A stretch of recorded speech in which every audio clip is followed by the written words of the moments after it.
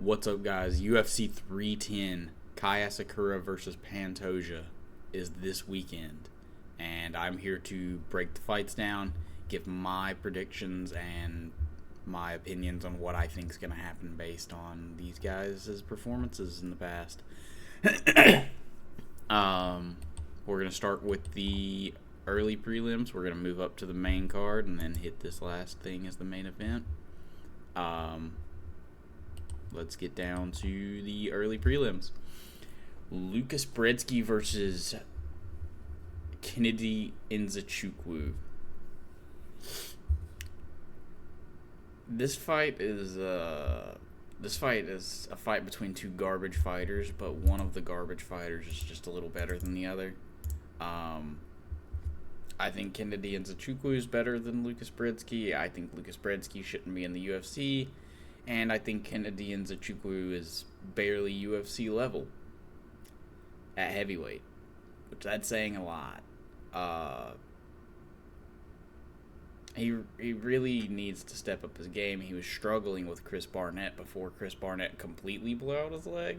So if that says something, I could see Lucas Brzezinski getting a finish here, or Lucas Brzezinski finishing Kennedy Nzechukwu, who's also chinny and inconsistent. I'm going with Nzechukwu, but we'll pick him to get a first round finish.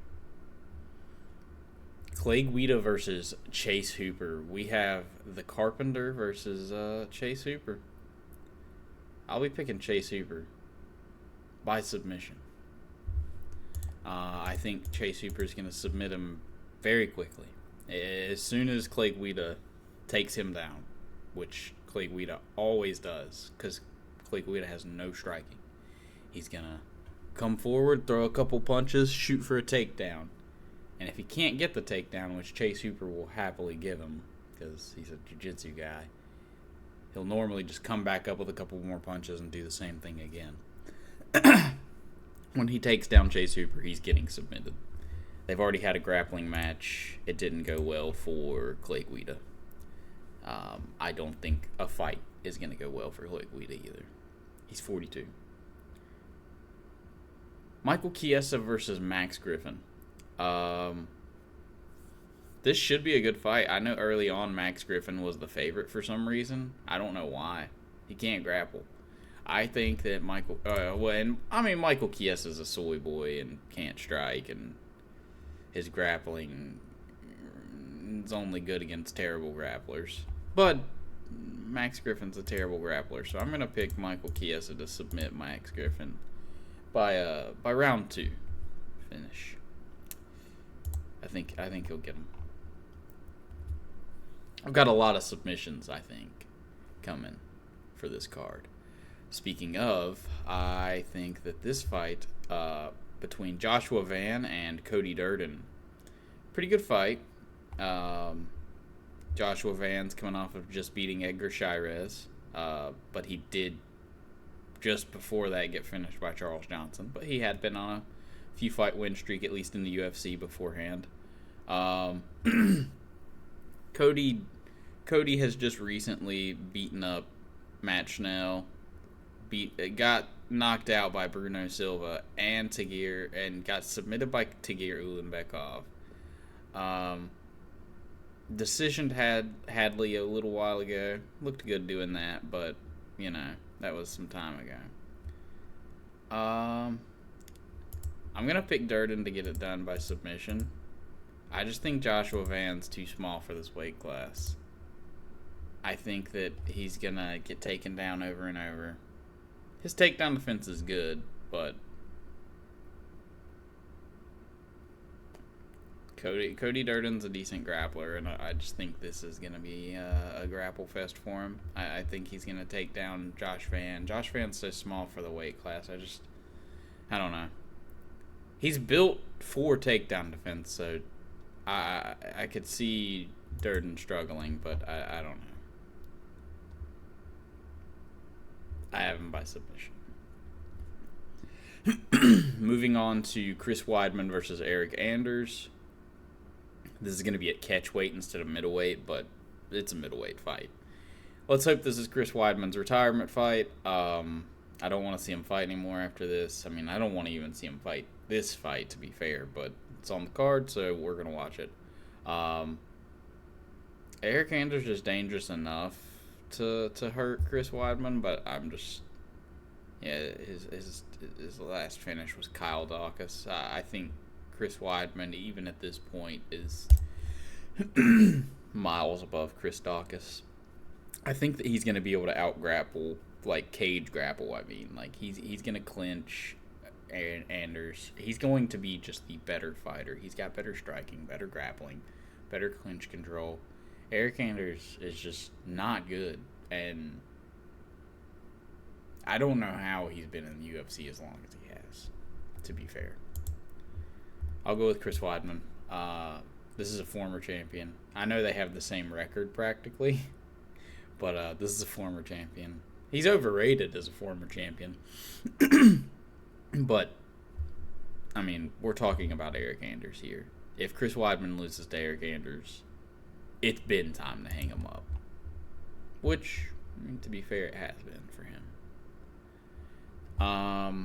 Randy Brown versus Brian Battle. Now, this is going to be a fucking banger. Brian Battle did miss weight, so I'm kind of concerned that he might not have some cardio for this. I don't know why he missed weight. I haven't seen as to why. But this should be a good fight. Randy Brown's got good footwork, or decent footwork. I won't say good footwork. He's got decent footwork. He moves a lot, I should say. He's slightly elusive, but he gets hit. Against guys who swarm him. I think Brian Battle's going to swarm him. I think Brian Battle's going to end up knocking him out. I am concerned about that weight miss, though. I think he's going to try to get it over in the first round. I think if it gets past the first round, though, I think Randy Brown's going to take this to decision and win. Or at least make this a very close decision. I worry about round 3, especially if Brian Battle makes it there, because, you know, he's been finishing people lately. And, you know, also missing weight this time. I do worry if he took this as serious on the weight cut, or if it's going to affect him cardio-wise. I'm going to pick Brian Battle by round 2 knockout, or round 1 knockout. Yeah. Movsar Evloev versus Aljamain Sterling. Former bantamweight GOAT? Aljo? Former bantamweight champion Aljo will be fighting Movsar Evloev. Evloev's the favorite, man, but dude, this guy's literally one fight removed from fighting Diego Lopez. Like, that feels like 100 fights ago for Diego. So I don't know how to rate this guy. Diego looks amazing, and he gave Movsar a very close fight, and that was on Diego's debut. Man, this fight is the hardest fight for me on the card so far, I think, to judge. Aljo's grappling is good, but I'm just not sure if he's going to be able to not have Movsar shut him down. I feel like Diego Lopez is like the Charles Oliveira of the weight class, and he wasn't able to submit Evloev. He was able to get him in dangerous positions and like almost submit him. Like, he had him in submissions, but Evloev didn't tap. I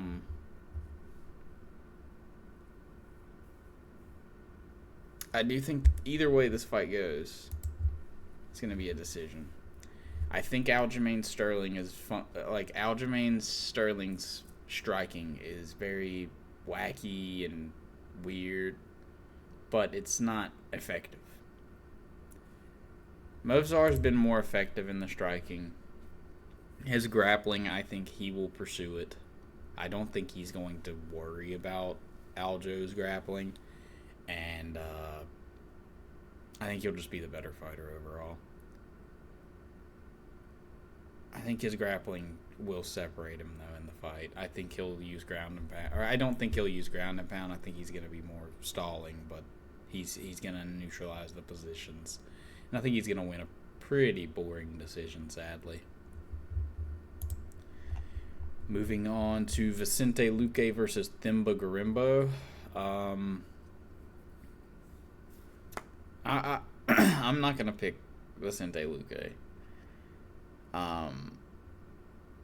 It's sad because he's a fun fighter to watch. His brain hemorrhaging issue is why I can't pick him, and he looked horrible against Yoquan Buckley. Yeah, it just worries me that he's not the same person anymore. And Thimba Garimbo looks hungry. He's on a win streak. He's motivated. He's done good lately. His grappling looks okay. I could see him getting a finish on the ground the same way Buckley did, but he doesn't really ground and pound as effectively as Buckley. So I think he'll just control out a decision. Although, if I remember right, Gilbert Burns was very adamant about him getting a submission in this fight. Which maybe.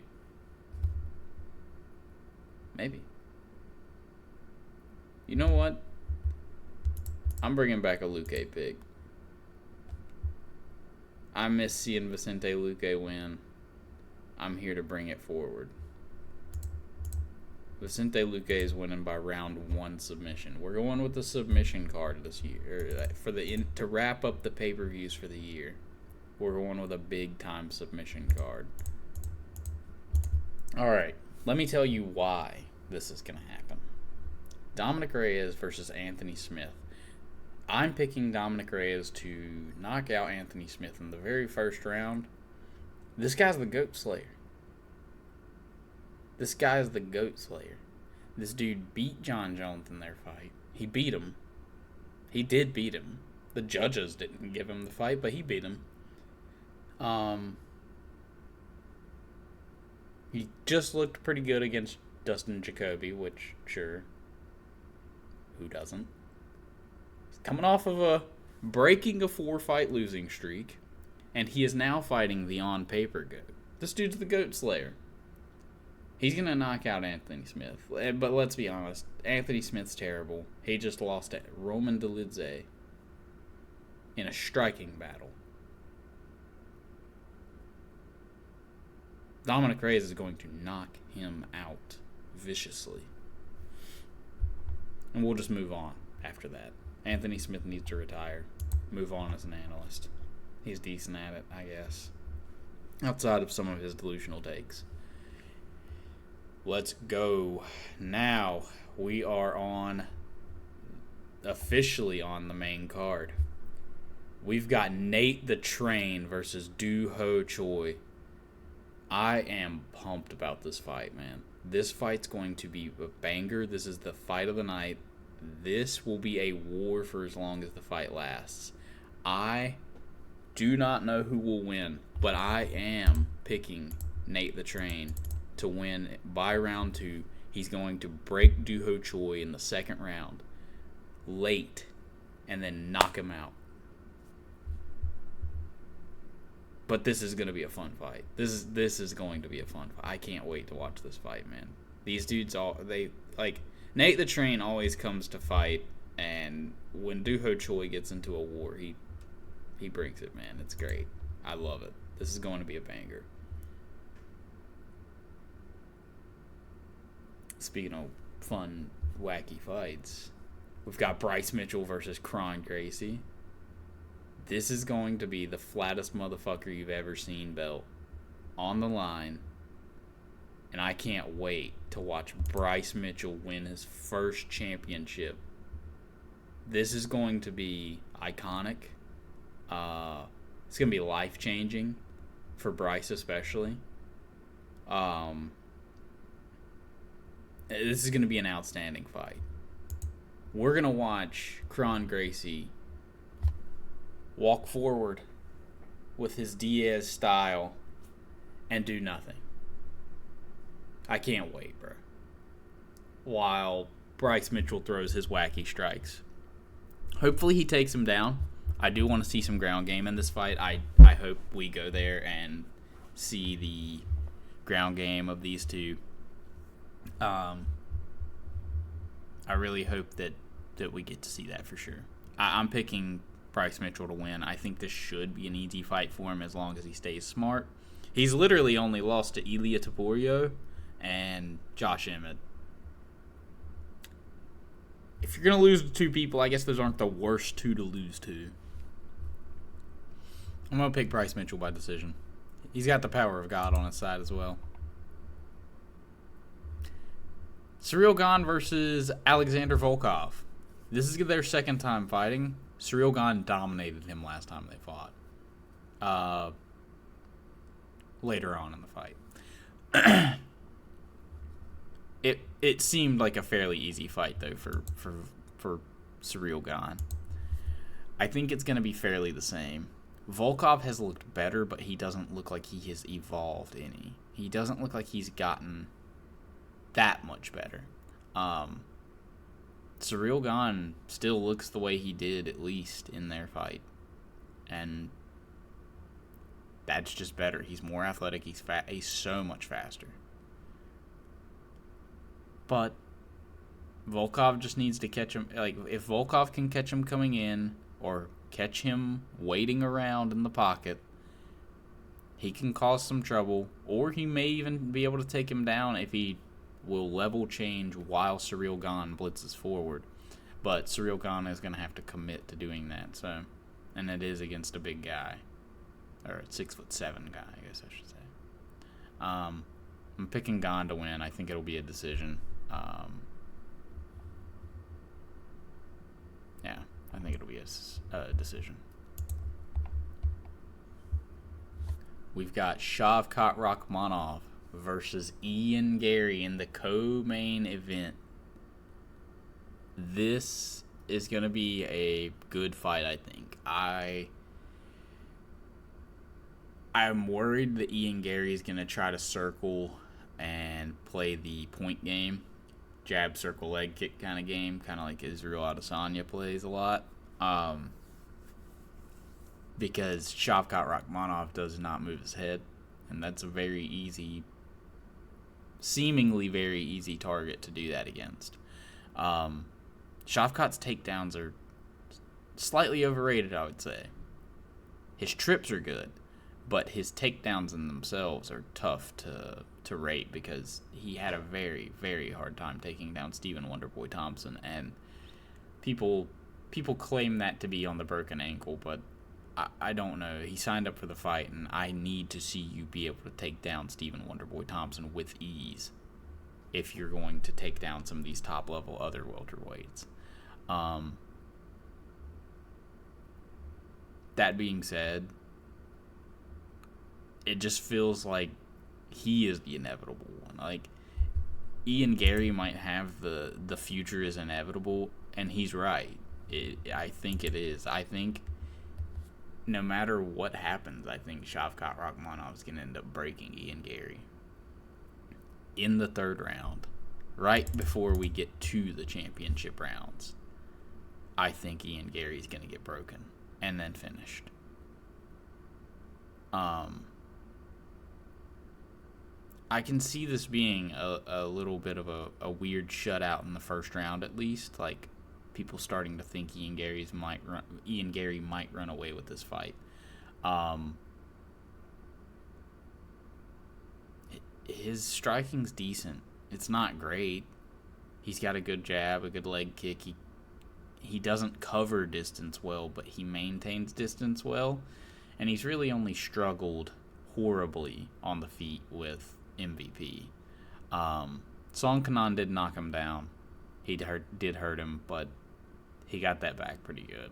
And he adjusted mid-fight. I think Shavkat's going to be the one that needs to adjust mid-fight, but I think he will. I think he's going to end up getting the finish on Ian Garry in the third round. Maybe he takes him down, gets some heavy damage on him, knocks him out. Or submits him. I could see a submission happening. But just because of him submitting him in the gym means nothing. I don't care about that. I mean, it means he can. Moving on to the main event. Who cares? These dudes both suck. Pantoja's boring, and Asakura is Asian and coming from a different promotion that's not the UFC. He's a male Asian, I guess I should say. And he's coming over that's not Korean, because they're actually decent fighters. I haven't seen a good Japanese male fighter. Pantoja, submission, round 2. Asakura sucks.